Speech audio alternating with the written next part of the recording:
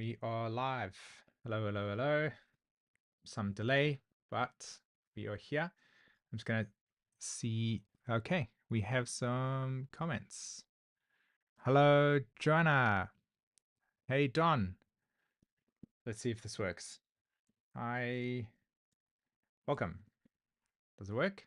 Oh, it does. Hi, Nancy. Okay, so the chat feature does work over here, which is pretty cool. How's everybody doing? And I'm just trying to decide if I should use the YouTube chat or this one over here. Can everybody hear me? Can you hear me? Just the ones that are on the actual call right now. Can you hear me? Just let me know in the chat. That would be great. I am going to. Okay, so there's the chat. Hi, Angie. Yes, you can hear me, Nancy? That's fantastic. I'm just seeing if there is. Okay, let's. Gosh. Okay.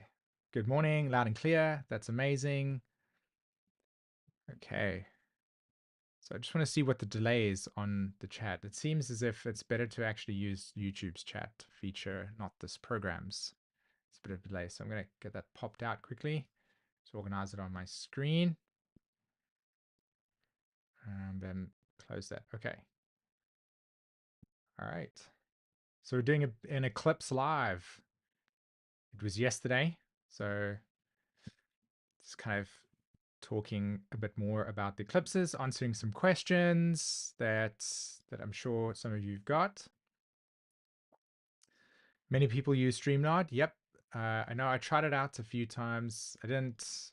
I've settled with Ecamm, which has been pretty great, specifically because it's iOS designed. How you doing, Magical Mermaid? There we go. What an emotional eclipse! Yeah, I can imagine. Many people I've talked to, and I'm curious if you can validate this for me as well, is many people said that they really struggled to sleep yesterday. I know a few people struggled to sleep with that eclipse. Was that the case for some of you? Did you really struggle to get to sleep yesterday? Uh, you struggled to sleep, Jazz? Okay. Major solar flare, sleep issues, really bad dreams. I personally had good sleep, so so that's what I was seeing, because there's a lot of people around me that was really struggling with it. I'm actually going to get this chat to be somewhere where it's more localized, so I can kind of read people's. Good for me. Yeah, I know, right? Woohoo! Must be my Pisces. Nice. Ear ringing. I definitely have ear ringing. That's true. But then that's because I've used headphones for a long period of time. Good sleep, weird dreams. Nice. How many of you had weird dreams and have got the lunar eclipse landing in your 12th house? That's good to hear, Morgan. Your sleep has gotten weird for the past while. You slept awful all week, but emotional release.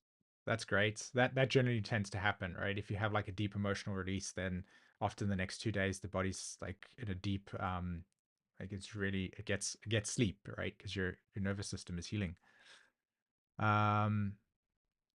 Shari, hi Simon. I live under the 8th of April eclipse path. Okay. Any thoughts? I mean, the only thing I can say, because I don't know your astrology chart or your karmic story, but I'd say that whatever this eclipse is doing for you, pay attention, because it's very close. It's going to have an impact on you, absolutely. So the advice I'd give to any single person, including myself, is if you really want to be able to know exactly what the astrology is reflecting, pay attention to your life. That's where it's there. 12th house, you've had dreams of people dying. Oof. Okay. How have you been processing that, Amy? 12th house weird dreams for Athena. the second house, the lunar eclipses happening in your second house, I bet you.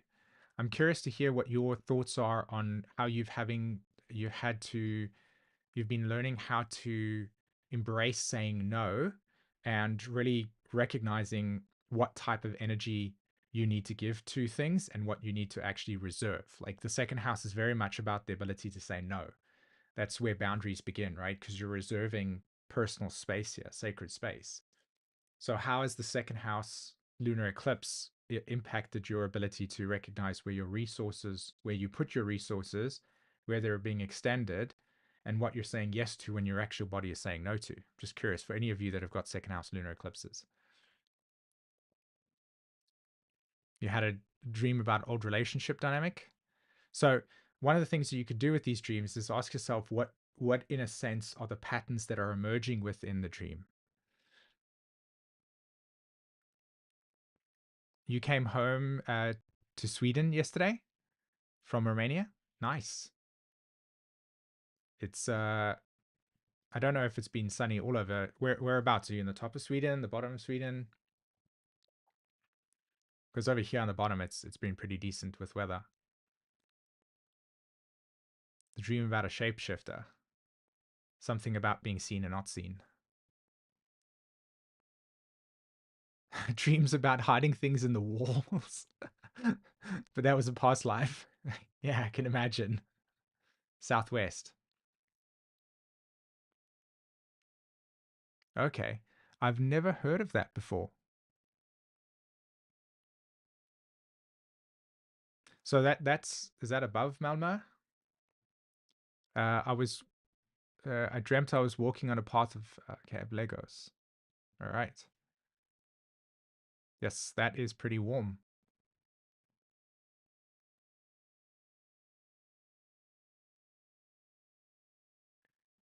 Third house eclipse, 18 GK. Are you referring to the gene keys there, Anushka?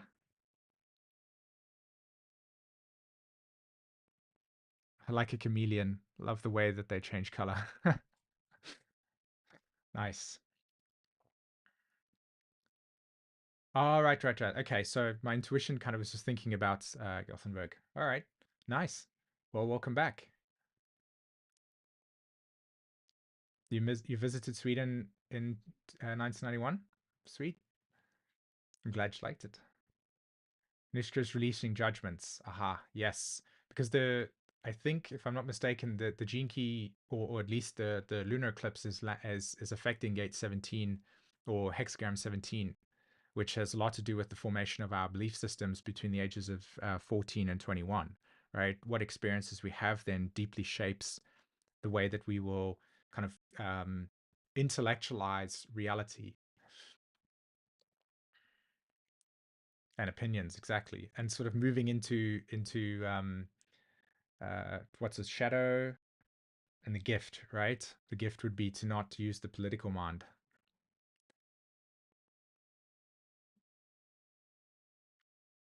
All right.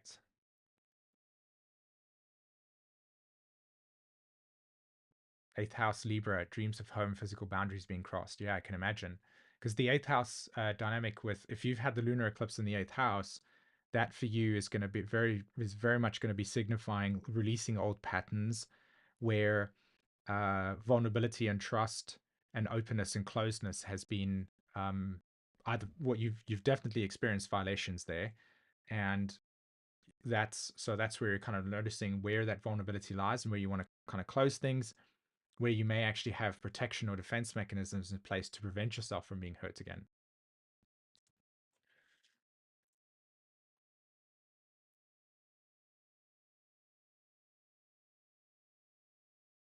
Okay. So you've had Uranus experiences, right?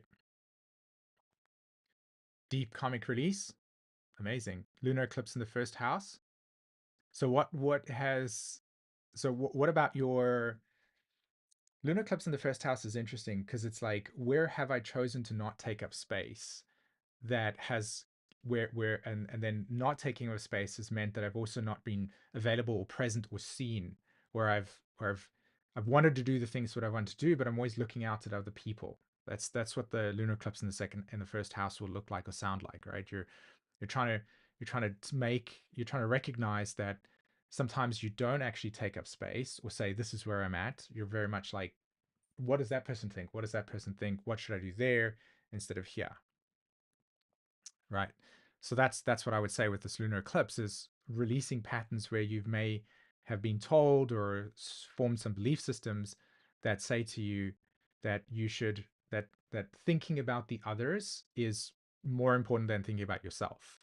And again, that can be just developed because that's how you were raised, or it's a coping mechanism, example. So really kind of asking yourself the question, where in my life can I take up more space that matters for me? That's a first house lunar eclipse theme.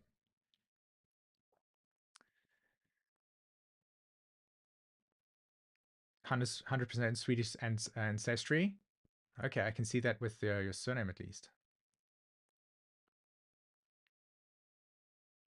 You're Donna. You're an Aries who's been asked to mature. You're going to live with that your whole life, right? And what I can say to you is that that's if uh, when I teach the astrology in the immersion, right? This course I've been talking about, or the program, should I say? One of the things that you learn about Aries is that it's always invoking or pulling in the Libra polarity, which is why when you experience when you're running a sun sign in Aries, or you've got lots of Aries planets, for instance, you'll often be seen as sort of the person who's not as socially mature as what they should be, or right, where you're not acting in accordance with the expectations of society's definitions, etc. And then what that means is it leads you to having this feedback loop that says, "Oh, I am not, yeah, exactly, I'm not as socially acceptable." And I would say, I mean, I don't know if that's what you're talking about particularly there, but that's often the case, right? Aries will always pull in that Libra energy, and it will always point out to you where you're still fresh and undefined and unmature or immature, etc. And I'd say to you that relish and allow yourself the gift of primal energy, right? That's what the Aries is about. It's like it will arrive at the wedding with no tie and sort of pair of jeans. Like that's Aries. It's like, here I am. I'm undefined. I'm not conscripted by the definitions of expectations, and that's just who I am. All right.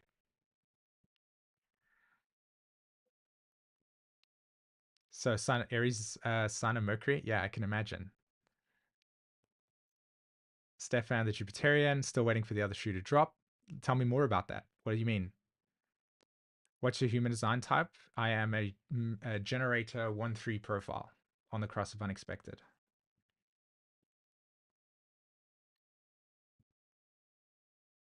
Are you Swedish, Simon? Your pronunciation of English is superb. I am not Swedish. I moved here. It will be it's 14 years. I've lived here for 14 years. My originally came from South Africa. That's where I was raised. So English speaking people, and then of course I speak to people online on the internet. That's a very good question, Magical Mermaid. Sagittarius rising here, and the eclipse is conjunct my natal Uranus in Libra. So I'm curious, how has like at a deeper level, Uranus in Libra says, what types of relationships do I get bored with often?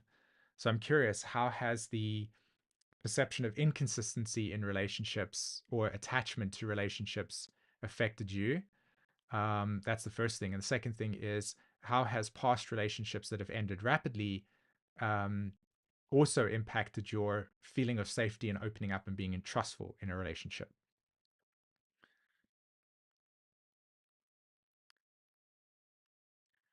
Okay, so I'm just going down over here. You wouldn't. So let me see. Daniel asked, "What's my human design type?" And then I think somebody said, "I wouldn't have guessed that." Is that, are you referring to that response or something else? Or I'm just trying to get up with the eclipse was conjunct natal Uranus. Yeah, exactly. So that tells me a lot about the way that relationships are played out within your life.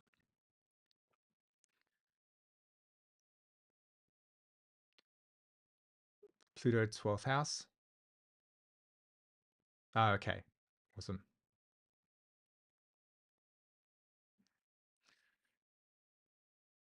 There we go. That works better.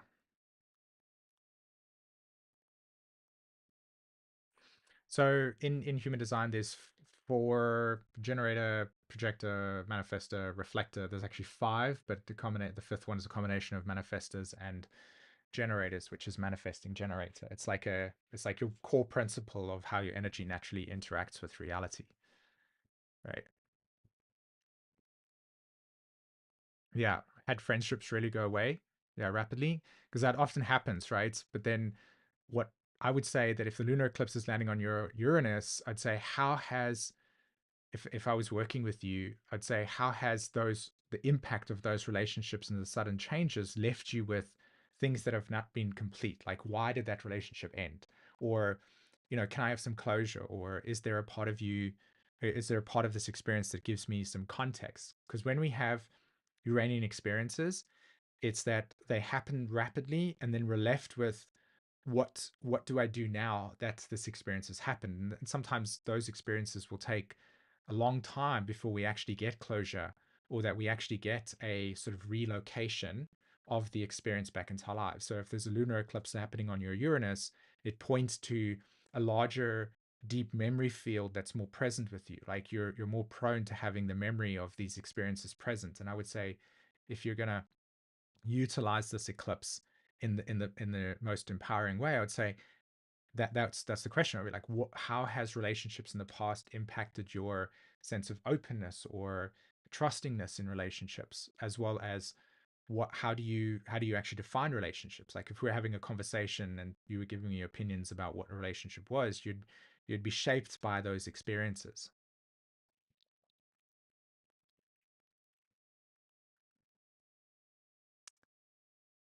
All right, let's see. Don, you're a manifester, so I won't tell you what to do. Let's have a look. What encouraged you to leave Africa? It was a combination of probably the state that the country was in at the time that I left. This was in 2005. Possibility for opportunities, and a lot of friends were traveling over there. It was kind of like a big thing at the time, was to travel abroad, get some experience, see the world, which obviously I'd love to do. And then I just landed up kind of going, I prefer to stay here in the northern part of the world. But karmically speaking, if I had to tell you that story over there, you'd laugh because it's kind of like, in fact, one of the insights that I had with my lunar eclipse experience landing in the ninth house, which is interesting. The lunar eclipse for me lands in my ninth house, and I had a lot of grief coming up for me personally around when I left and what that journey was like. I mean, when I came to the UK in 2005, there was a period of time where I lived in Nottingham, which was interesting because my gran was raised there. Um, and she would tell me stories, right, of traveling through Nottingham Forest and all of this, and then sort of, you know, when I get to the age that I do immigrate, I actually go to that place. And that wasn't even my first choice. It was like I wanted to go here, and the company that I was with at the time said, no, you actually need to be relocated here. But just kind of going through those trials and tribulations of what I needed to do to get to where I am today, and immigration and going through passports and all of those things. There was a lot of, I was definitely reflecting on that a lot and seeing the choices that I had to make and the things that I had to sacrifice and stuff like that. So uh, that was profound. But also just in just in terms of the insight that I wanted to share in this, one of the things that I wanted to share was that for me personally, I've always found myself looking for the mother externally, and this lunar eclipse had shown me that this pattern needed to come to an end, right? I needed to locate the mother inside of myself, right? That nurturing archetype that could meet my emotional needs and fix that part of me that has been wounded, essentially. So I traveled away from the mother into another part of the hemisphere, right, to far, far away. And life was like, yeah, but that doesn't work like that. Just because you traveled to another part of the world doesn't mean that those emotional dynamics don't follow you. So I came to this realization that a lot of people, especially if you're into human design, and you're really seeing what Chiron and Aries is telling us about. I know I'm moving in very rapid spaces over here, but Chiron and Aries is speaking about the return home from a world that has predominantly said that your sense of purpose, definition, and meaning has needed to be external. So throughout your entire conditioning, for most people, like at least 70% of the collective, the narrative has been your sense of value, purpose, definition, meaning has needed to be found externally, like outside of yourself, in there, in the marketplace, in your job, in your, wherever. And so what happens is our security is associated with the ego's formation, right? The way that you develop a worldview in an external place, which means that you're always going to be consistently under threat for things like your job ending or, um, you know, yeah, anything that can be that's external that you've placed your sense of identity in can change. And because of that, you're always in a constant state of threat, whether it's salient or not, right? If it's present or not. Whereas what we're actually looking for is to return home, is to return here, where you find yourself inside of yourself. And when you do that, the way that you actually orientate towards the world is completely different, because now your relationship to the things that you need to make decisions on, and also the awareness of the security that can be taken away if you place your identity outside in the world, it's you think about it differently. The way that you understand yourself and the way that you make your choices are different if you are consistently keep returning home. And for me, that was kind of the huge, deep emotional realization, was that I traveled to find myself. And I think you have to do anyway in your life. You have to go out into the world to go find yourself, and then you return back home. And that was my kind of sort of like insight for this Uranus, this lunar eclipse. Recreate that safe home. Yeah, exactly. 3-5 emotional projector. So it takes time. That's an interesting combination, by the way. 3-5 emotional projector. So you're guiding people, you're seeing where everybody's getting everything wrong, and then you've got a 3-5 profile, which is like, I have to tell people where all the mistakes are. I bet you have a field day getting the recognition that you need with that type of combination. That doesn't feel yeah. It's why my astrology's changed completely as well when it comes to, yeah, right? It's true. I mean, my daughter's got a 3-5 profile, and that's what it is, right? You're consistently breaking things, and then you need to tell people how they're wrong and they break, and these things can't be, they're not solid. So as a projector, you've just amplified that attention and awareness. But people are not looking for projector awareness all the time, right? So not only are you telling them exactly how it's broken and how they should fix it, you're actually hypersensitive to all the things that are broken.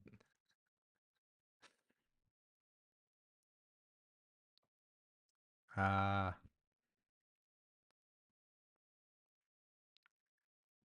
Eclipse is happening in your fourth house and 10th house. You're a projector in human design. You're not sure what that means. Essentially, what it means is that at a kind of baseline, your attention is very much towards the seeing how patterns in reality are formed, and you're studying something that's outside of yourself, and you have this unique gift of being able to see the matrix, and you're able to see how things work and how things don't work. And you live in a world that's primarily dominated by having to be busy all the time, and you're not, right? You need to have sleep, you need to not be consistently overdoing things. So, as a projector, you need to really concentrate and pay attention to what you actually give you on. But it's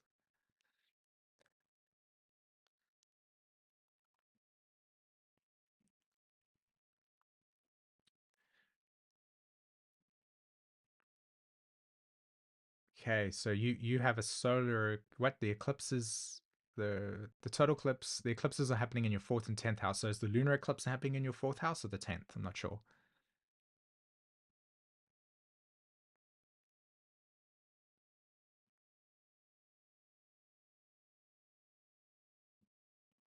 Okay. I grew many plants from South Africa. Nice. I bought a couple in South Africa where who were murdered by some. Okay, yeah. There's a lot of unfortunate crime there, like there is in other places as well.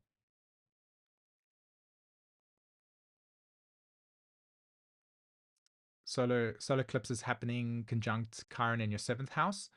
So when the solar eclipse is happening in the seventh house, what you're going to do, what I would say is like notice the relationships that you have in your life, Annalise, and then ask yourself the question: how am I orientated towards these relationships? Am I showing up in a through authenticity? Am I showing up as a dependency? Am I showing up in with healthy boundaries?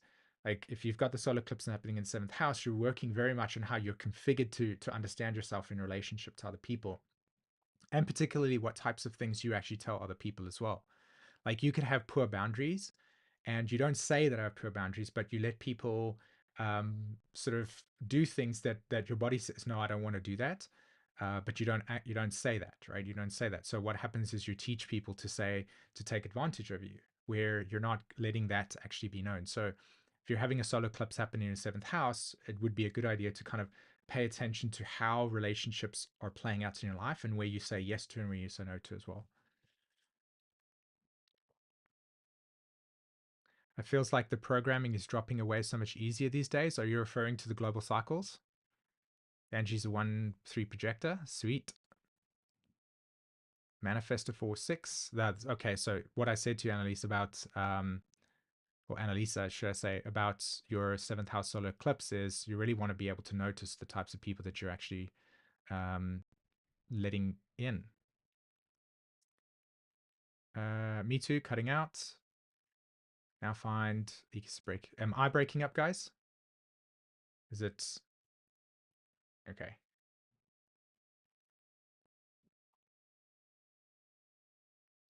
So just let me. Can't hear you. I'm breaking up. That's strange. So just can you give me like a. Yep, I'm breaking up. That sucks. It's my connection.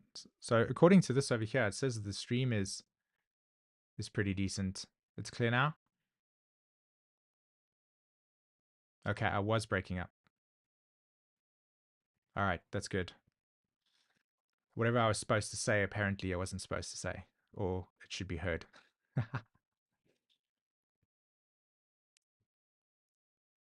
All right. You closed and restarted the screen? Okay, nice. Still cutting out for Don. Okay, so it's clear. I'm not entirely sure what is the case, to be honest. I'm busy looking over here. It says the streams. Just close up in the video again. All right. So, what else? Do you guys have any questions for me around these eclipses? I mean, I know it's difficult to kind of give you some information about your actual eclipses themselves, but what I would say is, um, with these eclipses, like what house is your eclipse landing in, right? And are there any questions based on that video that I released a while back on the houses, like eclipses through the houses? So Natalia, South Node is in the first house conjunct Mars. It's more about myself or relationships. I mean, the first house is always going to be, um, if as I said before, if the lunar eclipse is landing in your first house, it's what am I moving away from that I've been taught or shown in the past that no longer works for me. So what am I moving away from? That's the lunar eclipse pattern. And this will be progressive over the next 6 months. So it's not like I make this decision, then all of a sudden I moved away from it. No, it's like um, you are you're recognizing this pattern is affecting you in a way that's not in alignment with where you are now in your life, and so therefore you're clearing it out. So the lunar eclipse is the insight, or at least the experience emotionally, that's telling you this is what I want to move away from, right? And the way that you move away from it is actually not by going by, it's actually by looking at this at the Aries solar eclipse and saying, I want to do this more. Okay. That's the orientation. Like it's really, really wherever the North Node is. So for me, the North Node is in my third house. Yeah. So do more of the third house dynamics that will naturally then start to move you away from the south node dynamics.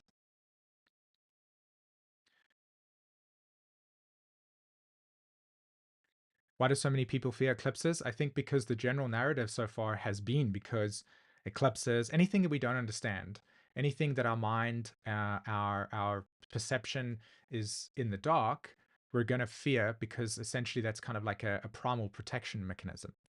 So oftentimes, if we don't have like a really deep embodied positive experience of eclipses, or if we understand them, then oftentimes we'll communicate them using language that elicits what we actually feel about it. So a lot of the time that will be the case.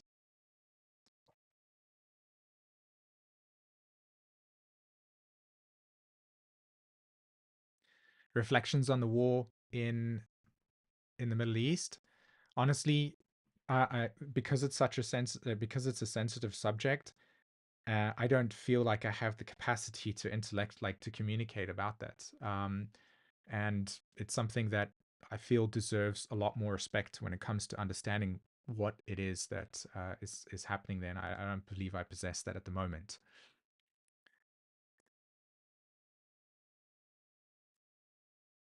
Lunar eclipses in your 10th house. Okay. So also, I wanted to let everybody know as well, I've been talking about the evolutionary astrology immersion. So today is the day that it's actually being released. So if you want to learn more about that, I've actually got a link for you. You can click on that and you can watch, because I created a whole like little section on the link that takes you through exactly what you need to understand about it. So you can go read that, you can check it out, see if that's something that you want to participate in. For me personally, it is where my leading edge of my work is. Like that's where, if I ever want to do a Sun conjunct Mercury thing, which is what I've got, Sun Mercury Pluto conjunction, um, then this is it. This is the thing I'll say. This is what is the leading edge of where I want to take astrology, and it's really about a kind of like embodying astrology, moving away from fear, which is what one of the people was saying. It's like, how do we experience eclipses without being in fear of it? Well, it's coming back into and somatically learning our experiences. So I'll leave a link at some point over here, and I'll let you guys know as well. So I highly encourage you to check it out at least. And it is a completely different way of learning astrology, which is amazing. I'm sure there's some people that have actually done the first round of it as well. So Morgan, you asked me which house system do I use? Nope, I use the Porphyry house system. This is what I've been using for the last 11 years of my life, even more 13 years of my life because of EA. And so the Porphyry house system is the one that I personally use when it comes to it.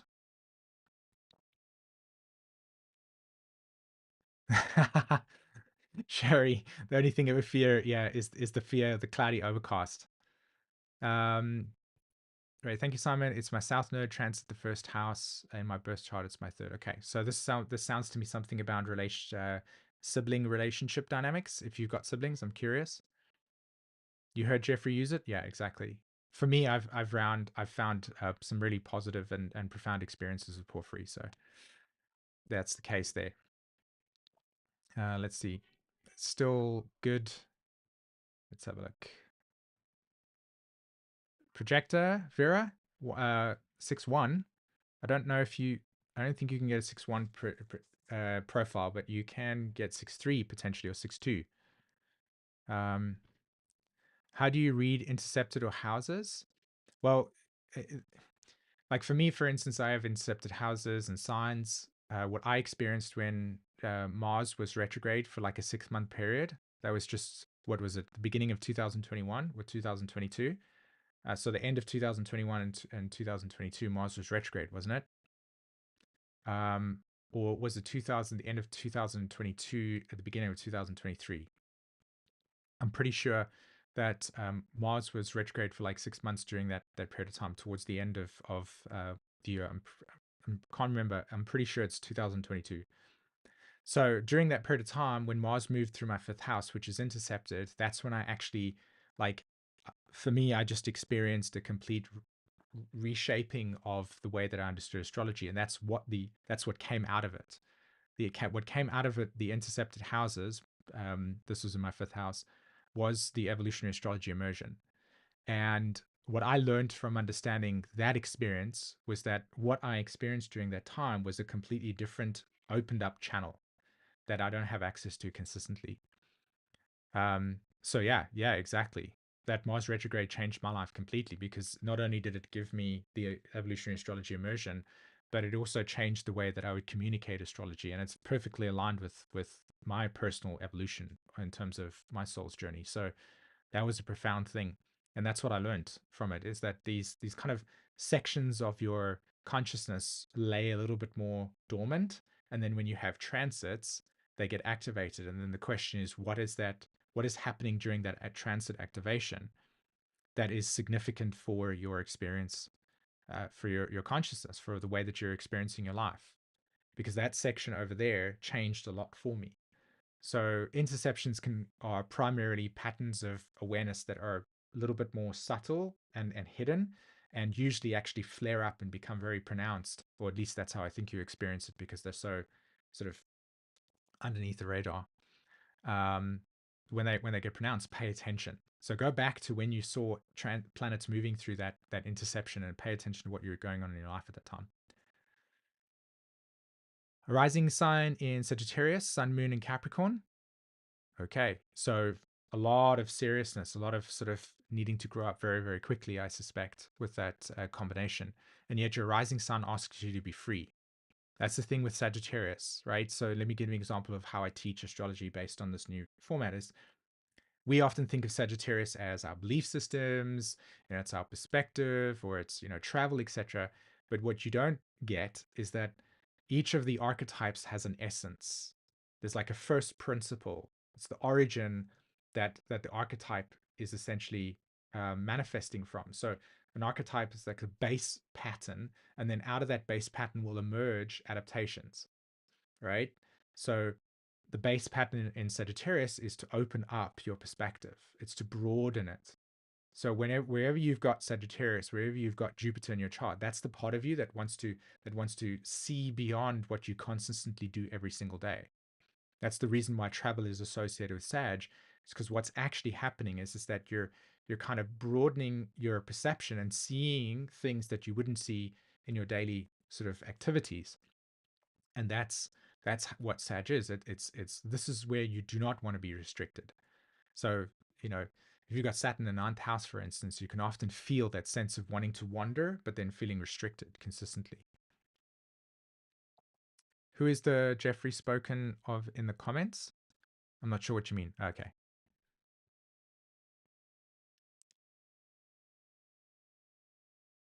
That's great, Morgan. Happy to hear. Solar eclipse in my DS. DS? I'm lost.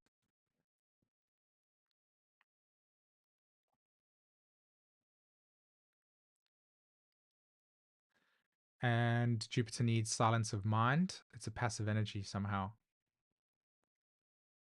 Descendant. Okay, that's what I thought. All right. Um, let's have a look. Okay, so as I said before, if you've got a lunar, what did you say? Your lunar eclipse or solar eclipse is landing there. Da-da-da.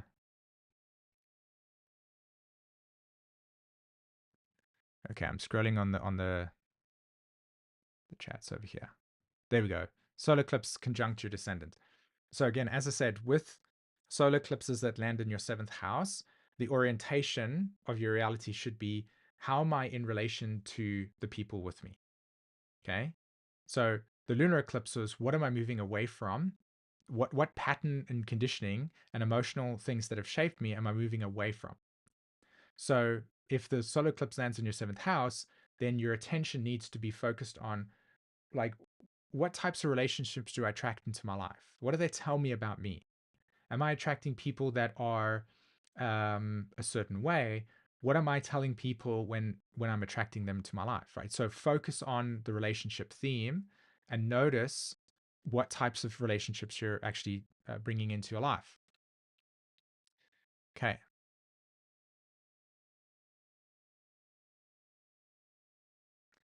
What degree proximity characterizes a conjunction? I mean, it depends. Like if you're looking at Mercury, Venus, Mars as an example, Moon, I'd say probably like the Moon, probably like 6 degrees. Mercury, Venus, Mars, I'd say like 10. And then Jupiter, I can even go as far as 12, and Pluto up to 15. I mean, no. Yeah, Pluto, exact conjunctions, I would say 5 degrees.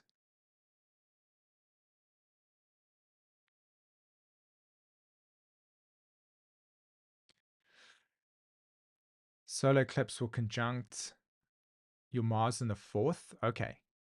So that has a lot to do with your family of origin, right? If you got Mars in the fourth house over there, it sounds as if you're kind of deeply dropping into your family of origin. A lot of the times I'd created the thumbnails, did everything of the sort, and I haven't actually done it yet, but it's an entire series on the moon. And it's what happens, like how do you actually work with the moon? So um the fourth house, the moon, this is the part of you that you will naturally collapse into when you're in conflict, right? So the moon, the fourth house is where am I regressing, right? The sun is very much about like, look at me in the world, like, yeah, look at this, right? The fourth house and the moon is very much how do I regress into the inner world. So when it's dark, when it's at night, we fear the things that we see in there. So when you've got like a solar eclipse or lunar eclipse landing in the fourth house, what you're doing is you're actually being asked to regress back to the family of origin and the condition and emotional conditioning dynamics that were sort of laid out over there. And if it's a solar eclipse, it's like you're returning back home, just as I was mentioning earlier, right? What is your home? Where is the most? What do you? What does your home look like, right? Do you look after it? Do you take care of it? Do you take time to emotionally bond with a place that is your sanctuary, as an example? Don, you're saying that is a wide orb for constructions, conjunctions. Yes, it is true. What I was saying was that if it's a Pluto, you Pluto for me, I would go to at least 12 degrees because Pluto experiences are not something that's I don't experience the transits in a mathematical way. Like, oh, if it's at 5 degrees, then it's a conjunction, it's working, or 4 degrees. Like if it's 6 degrees, the planets are more dynamic in my worldview. So Pluto is very, very heavy planet that takes a long time and eventually just becomes more intense. Whereas for me, if it's got like Mercury, for example, absolutely slower.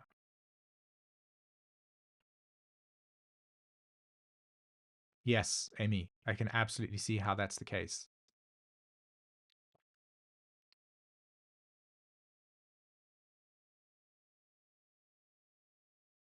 Yeah, I bet that that probably feels incredibly isolating, Jack. I'm sorry that that's your experience, man.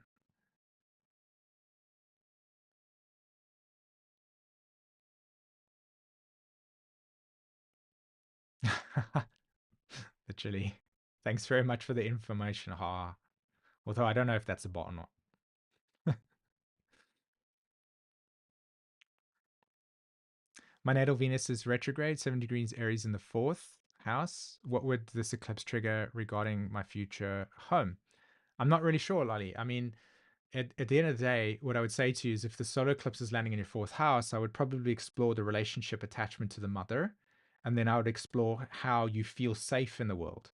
Like, for instance, one of the things that has become very uh, real is our relationship to the mother will tell us a lot about how we actually not only can self regulate ourselves, but it is also how we actually feel safe in the world, right? Our relationship, our core relationship to the mother will definitely impact the way that we actually feel safe in the world and how we're actually capable of saying to the world, yes, I'm ready to take this risk, or I believe in myself, and I trust in myself.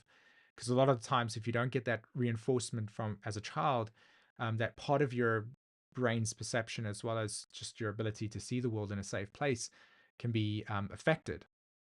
So one of the things with eclipses landing in the fourth house is addressing your relationship to safety, and then particularly how you actually then see the world as well. And that can range from like I really don't trust the world to having subtle nuances in your language that you can hear yourself saying that I don't trust myself or I don't trust the world. Alchemist, eclipse on the 8th will exactly conjunct my natal Jupiter, which is also my ruling chart. Very interesting to see how this unfolds for me next 6 months. Yeah, I mean, for me personally, not that you're asking for it, but if it's landing on your Jupiter over here, I would encourage you to kind of really take time to broaden your horizons, like focus on that, like really, really, where can I take up new space, learning something new? Where can I travel? Where can I just expand your perception? Like that's just the framework, and then allow yourself to see all situations as how can I grow in this moment? How can I take up more space around something that can expand me, open up, stretch my perception, challenge my worldview, ask questions that are challenging, etc. That's a beautiful way to consciously work with Jupiter conjunctions. That's for any person. That's yeah. Renee, you were talking about solar eclipse conjunction natal moon in the second house Aries. Perfect example of learning how to say no. That's the key word with that energy.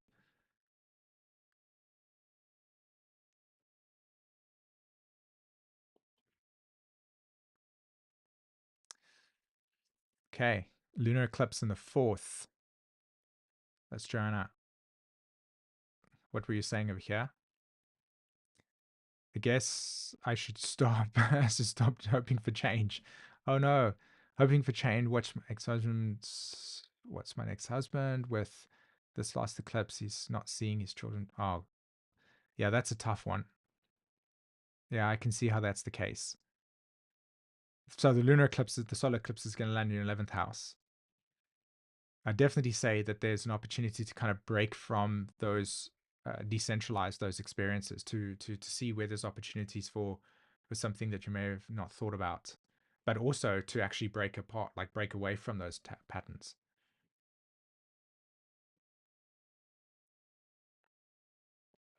Curious how Chiron in the second house Aries and Pluto in the eighth house retrograde and unfold. I mean, again, I would say that the Chiron in the in the second house with Pluto in the eighth has a lot to do with how you actually come into safety and vulnerability, because the eighth house will be. I heard a beautiful. I'm going to integrate this into the immersion, but with the eighth house energy, it sounds like this, right? The world is a dangerous place, and the price of admission is vigilance. And that was like that's perfect Scorpio energy, right? Anything and anything can change at any point in time, and the Taurus polarity is your sense of perception that allows you to say, I'm ready, I'm paying attention to things, right? So come into that space where that Chiron, it's saying take up more space and seeing where you can say no to things and situations that are not good for you. I have Mercury in Aquarius in the second house in Scepter signs, or is that the correct way to word that? Yeah, I'd say that. I'd say that that's how you can word it. Yeah.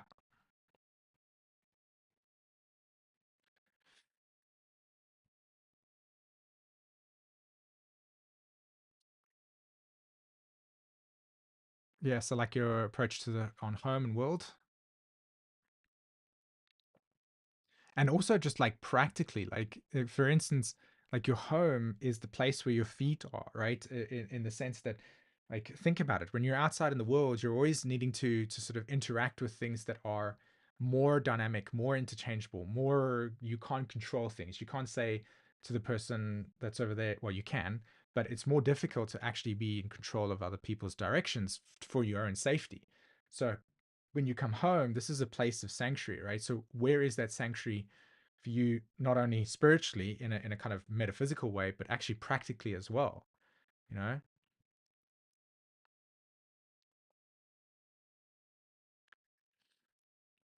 Awesome. That's great.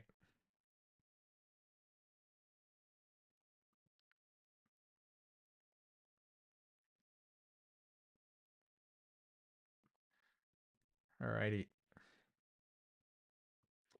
Where is the chat feature gone? I've lost it now. There we go.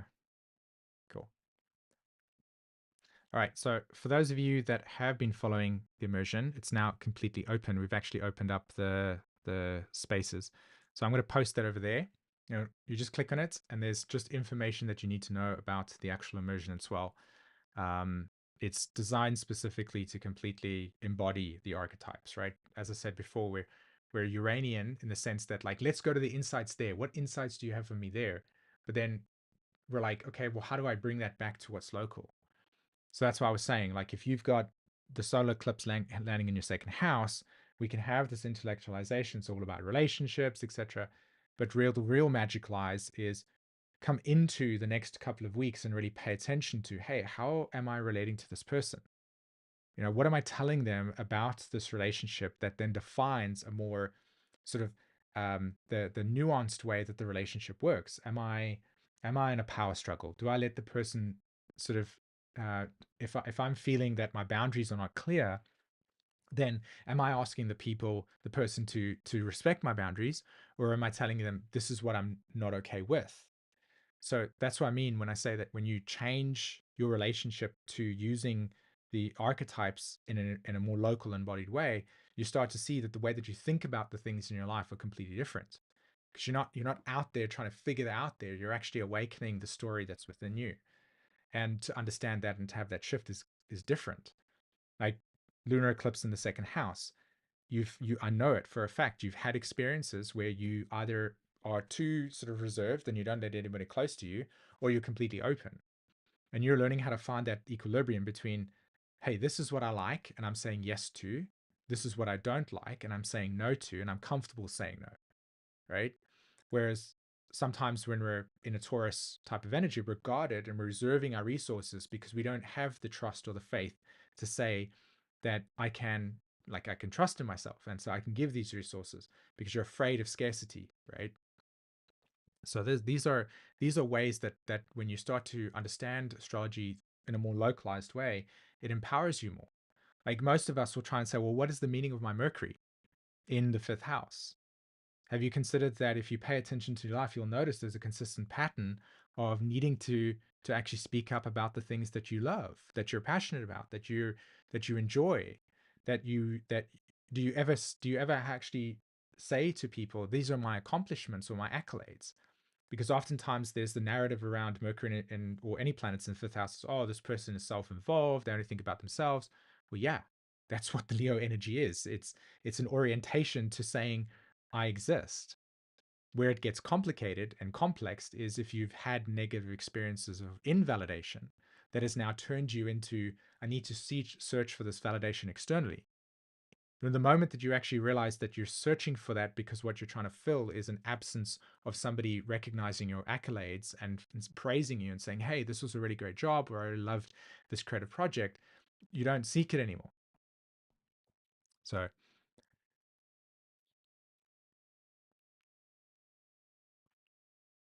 Lisa is saying, thank you, Simon. I felt restrained and put down my mom since the pandemic. Okay.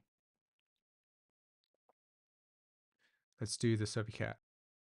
What about Chiron in the eighth house, Taurus, and Pluto in the second? Yeah, so Jelena, that's what I was talking about, right? If Chiron's in the eighth house, the wound is other people have exposed me. Other people have taken things. I've seen betrayal. I've seen abandonment. Somebody's abandoned me, and now I'm hyper vigilant, right? I don't want to open up and have vulnerability, and yes, I do. It's like a combination of trying to know where that boundary of vulnerability is, and also being guarded as well. So not wanting being taken advantage of. I've worked with people with Chiron in the eighth house, and where that have been able to kind of come into accepting that wound. And these are the people that have got the most beautiful depth that they want to hold for other people, but they've been manipulated with that depth. And so therefore now there's an antitrust. Like, do I really want to expose myself to this person? Um, and so on and so forth. So does the lunar eclipse affect your natal sun, moon, and nodes, even if no aspects are being made to them? I don't actually know, to be honest. I mean, I would say yes, just because there is no separation in your storyline, right? The sun and the moon and the nodes are always going to be consistently present with you, and there's a perfect example of it, right? Oftentimes we can think of these things as detached from us. Like the south node is detached. If I move away from the south node, then and I just do the north node, like, but how many of you remember your home of origin? All of you. You all remember where you came from. You all remember the place that you were raised within. So you can't actually kind of just like completely have amnesia around your south node. You don't let it go. You do north node things that then reshapes the way that your south node is developing. That's how it works in reality. That's how everything works in that sense. So the astrology is no different. But when we're sort of out there seeing our astrology charts in two-dimensional shapes, etc., then it's easy to kind of see them as not operating and then operating, or this conjunction's happening here and then this aspect's happening here. But then if they're not in that space, if they're not in that exact conjunction, no, then it doesn't have the same effect. It's not true.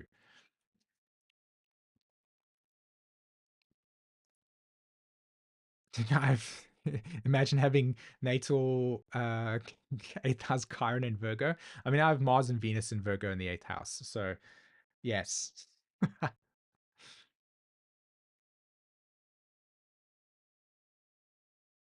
Yeah, exactly, Jazz.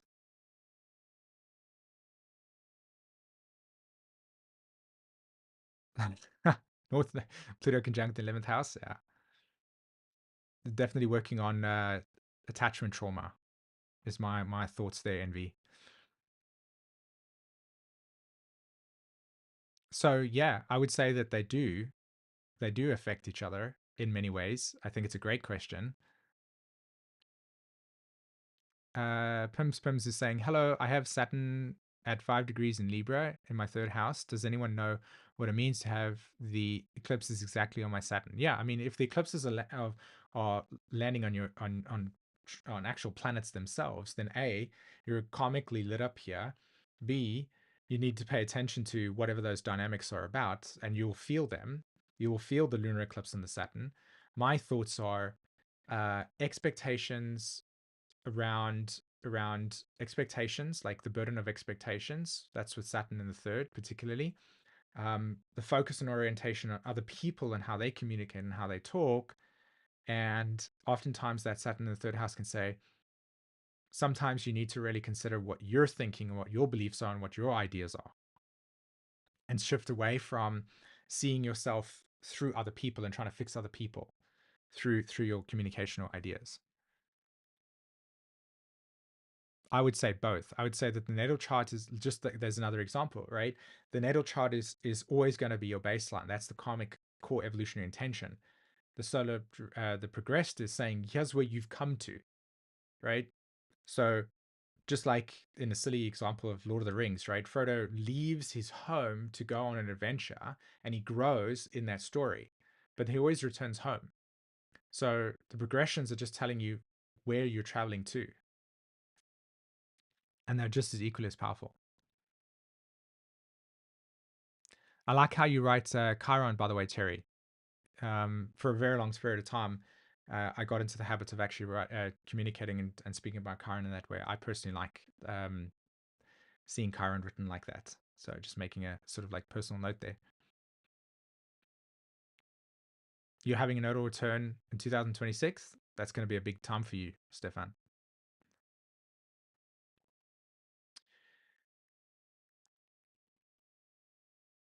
How will Jupiter moving into Gemini affect Chiron in the fifth house? That's a very good question. I mean, I have Chiron in my fifth house as well, and Jupiter's going to hit there when it hits 1 degree. So I will definitely be creating a video on that.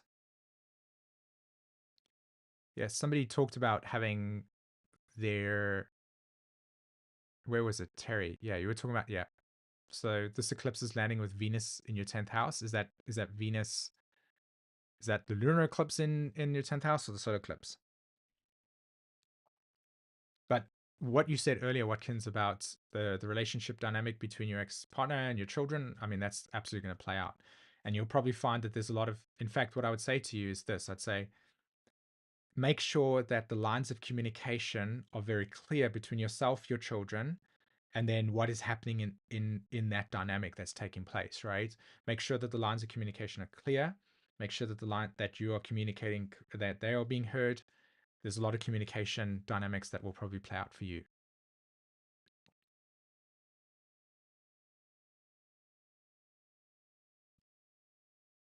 Nice.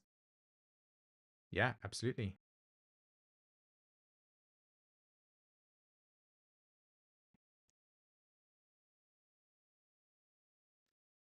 Will natal Saturn in the fifth house for the Aries eclipse mean getting more serious about having fun? Will Saturn, will natal Saturn in the fifth house for Aries eclipse? Yes. I mean, I would, thing is, when Saturn's in the fifth house, there is a strong and emotional development around uh, growing up too quickly and having a lot of expectations and burdens on you. So I would say that this is actually an opportunity to break some of the expectations and burdens that you probably have around you, around what fun, creativity, and just being joyful is about. So schedule more time and prioritize more time taking up space, doing the things that you love, while noticing how your mind will keep saying to you, um, who was it that wrote that, by the way? I know I saw it there. Yeah, curate, right? Curate. This is like prioritize having more fun while your brain is telling you you can't have this, you should be more dutiful, you're failing, you're not doing these things right. Just ignore those patterns. Terry, Nay, you said that solar eclipse is happening in the 10th and 2 weeks. Okay. So, like I said, with the solar eclipse in the 10th house, so what have you defined yourself in the past by? What values have shaped your decisions about the direction that you want to go in your life?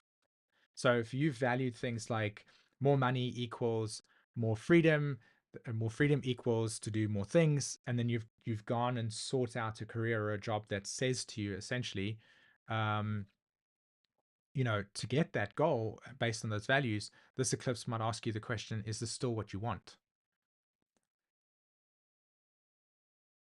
Jack and James, I don't know someone, but my life has been nonstop unjust circumstances that doesn't seem to end. Yeah, it sounds like that. It sounds like you really are. You've got a lot of grief there. I'm really, really sorry about this, man. I've just been ignored, but people just try hard to strangle me with their own karma, and it's exhausting. Yeah, it sounds like it's something that you're really trying to get rid of and move away from. Pluto is in your 12th house or in your first house. Kiki, late to the live. Can you turn up your volume a bit? Interesting topic with hearing though. Should I talk? my Gemini moon wants to be like, okay, so the topic is interesting around turning up my volume. I know that's not what you're saying. Um, yeah, that's right. Decided to walk out on a 10-year marriage for mistress, and his stopped seeing his children back in June. I do keep the lines of communication open with my children. That's great. And then also with Jupiter moving through the fifth house, you might find that they'll start talking more about their experiences. So really kind of giving them the space to validate what they're feeling and experiencing, and letting them just kind of tell you more and just listening. That's kind of a Jupiter fifth house dynamic.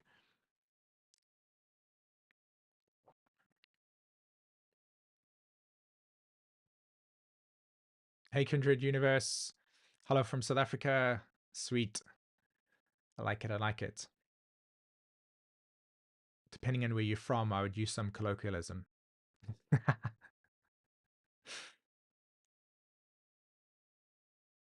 All right. First house Pluto. Okay. So there definitely seems to be this necessity for growing beyond restriction. That's the case.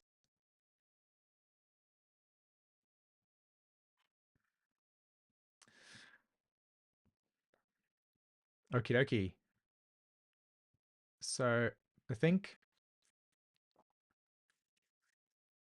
Nirvana rising, eclipse is happening in my eighth house, 2 degrees. I've been caring for my parents over the last 2 years. Okay. Yeah, I can see that.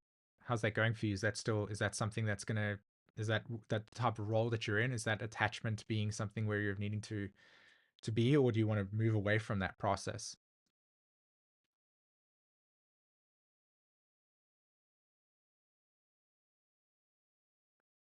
Yes, and also Jazz, she's got a format energy. She's got the 6 and the 3, as well as the 23, 38.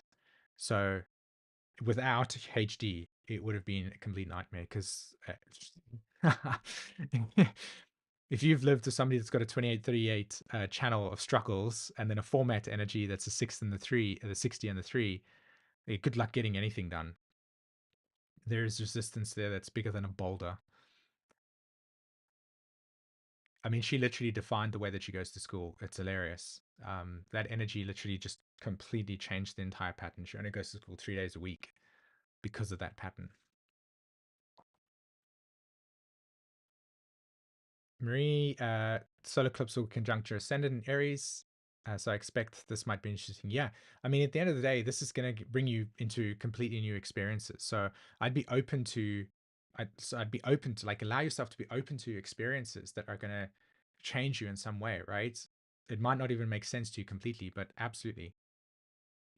Like allow yourself to just be open to new experiences.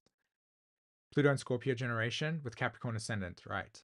So that's the thing with Capricorn, right? The Capricorn is very much the archetype of slowly moving through things, carrying a lot of burden, carrying a lot of grief, this expectation that I've always, and you've got to free yourself from that.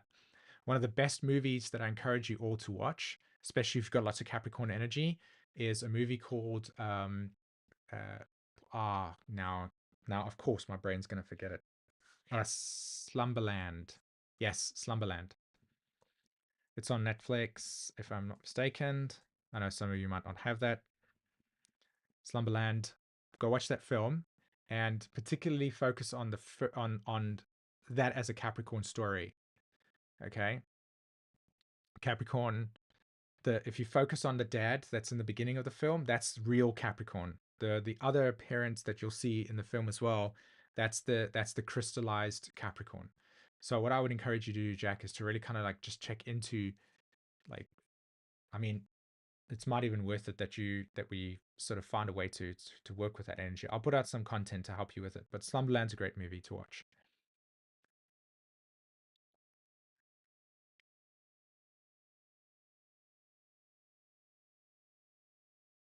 All right.